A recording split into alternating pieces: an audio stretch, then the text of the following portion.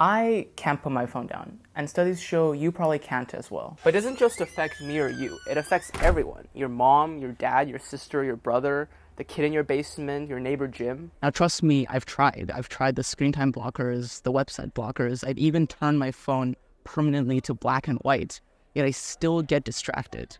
So what do I do?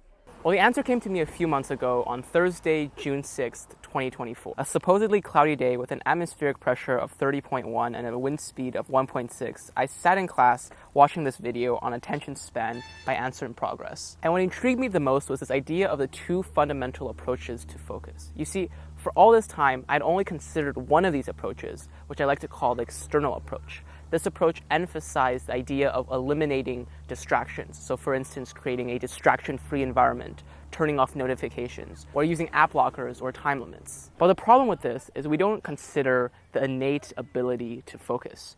We give ourselves opportunities to focus by eliminating distractions, but we don't train our focus to use those opportunities effectively. Here's a simple analogy. Let's say I'm a really nice YouTuber that doesn't abuse his employees. I decide to give a broke college kid and a guy in finance each $1 million. Who do you think ends up with a diversified stock portfolio with a 10% ROI? And who do you think ends up on the streets of Las Vegas? Obviously, the college kid ends up on the streets of Las Vegas. Why? Because he doesn't know how to use the money. To be successful, you need both the money and the knowledge of how to use the money.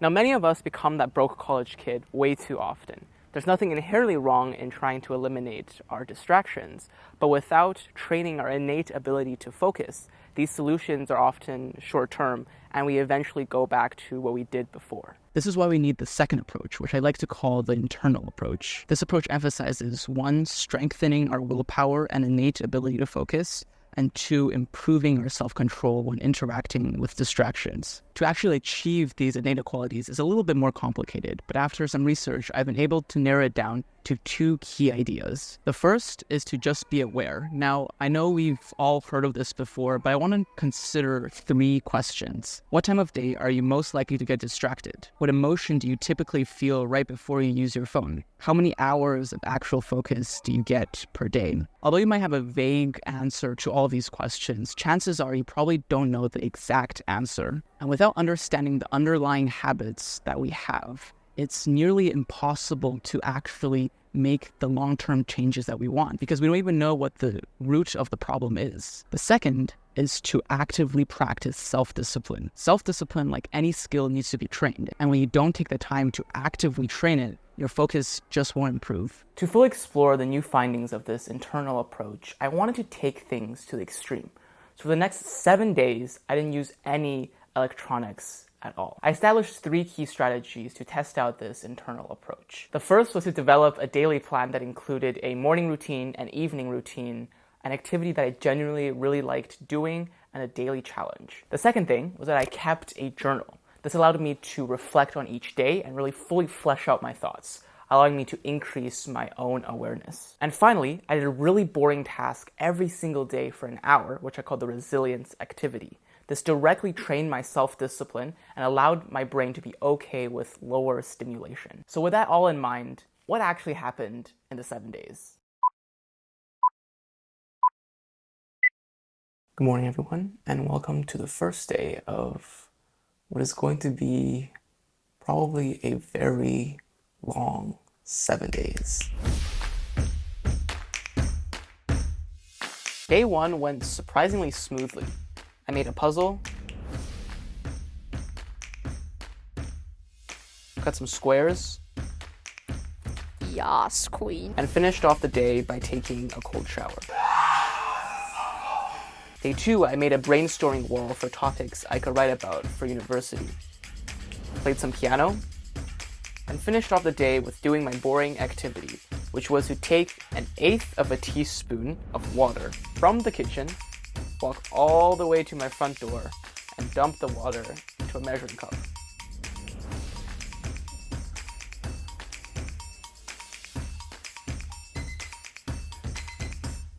Good morning, everyone. Today is day 3.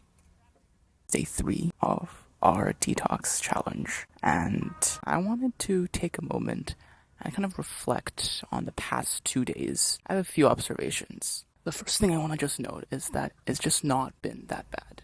I know going into this experiment, one of the biggest things I was worried about is that I would start feeling really depressed or experience withdrawal symptoms. But over the 2 days, I've been able to kind of forget about my phone and just appreciate everything else a little bit more. The second thing I realized is the importance of a routine. Now, I feel like when we have our phones, we don't actually appreciate just how important routines are, and what we use our phones to kind of distract ourselves with is the void, the feeling of boringness kind of scares us, so we use our phone to distract ourselves. But when I planned everything out, there was always something for me to do, so I didn't ever go into that void. The final thing I realized was that I was just able to think a lot more. Since I was able to not be distracted through walks, through journaling, I was able to concretely write down my thoughts so I could follow them through and actually have the time to think, not be disrupted by any distractions, and just fully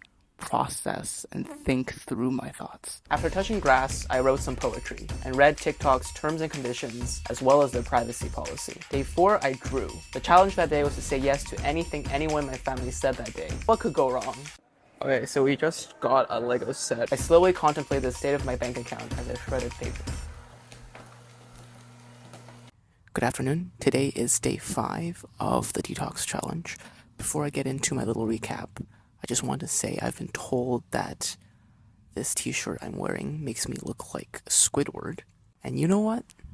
Haters gonna hate, especially when they look like this. Now, over the past couple of days, there have been 2 questions that have resurfaced on my mind a lot.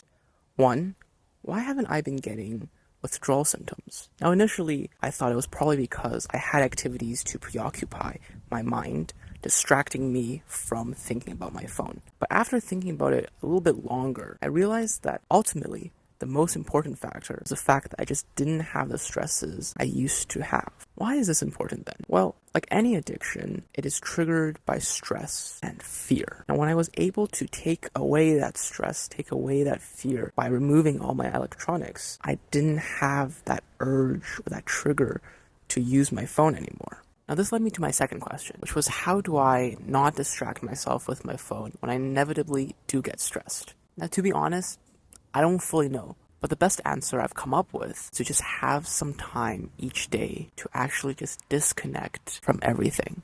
And I think this is really, really important because oftentimes our days are dictated by our stresses, by our deadlines.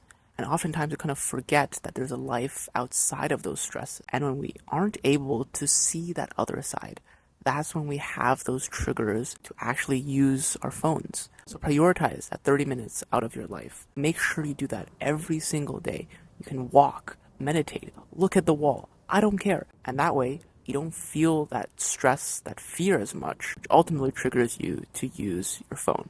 After my deep afternoon realizations, I drank 3.8 liters of water and counted rice. Day 6, I had an unexpected visitor. A friend who stayed in Starbucks for 9 hours playing board games. I ended the day by filling a paper with as many G's as possible. Good morning. Today is day 7, the last day of our detox challenge.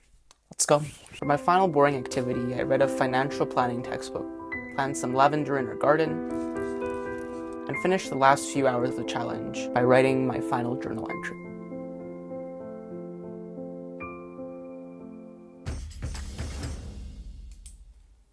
The 7 days were officially over. So, did it increase my focus? Did I find inner peace?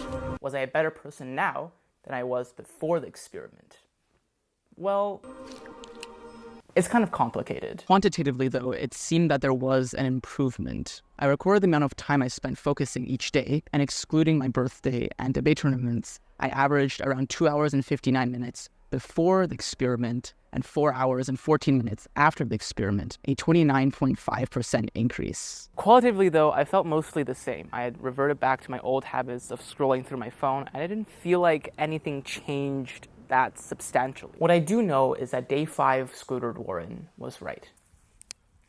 I definitely put a lot of expectations on the 7 days in really changing my entire focus when in reality, if I wanted to get the long-term changes I sought out for in the beginning, I had to actively practice self-discipline every single day. That's not to say I regret doing the detox challenge, though. I think for me to actually truly be on this path of deeper focus, I had to take myself out of this bubble of reliance on electronics I had and experience the life outside of it. Ultimately, that is my hope for this video. I hope that after watching this, it plants the seeds of curiosity that empowers you to start thinking about your focus on a deeper level, that proverbial first step on this 1,000-mile journey.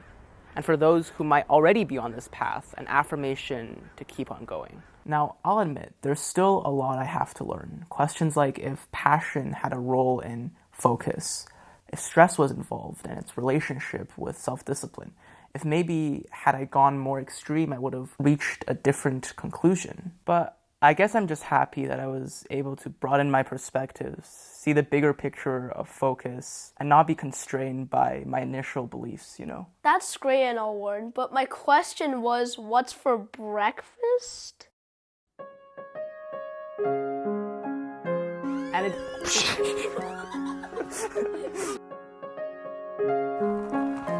I got some lemonade from the kid down the street. Yep, it's lavender. Baba Booey. Well, the answer came to me a few months ago on... There's just so many people, oh my gosh. However, maybe the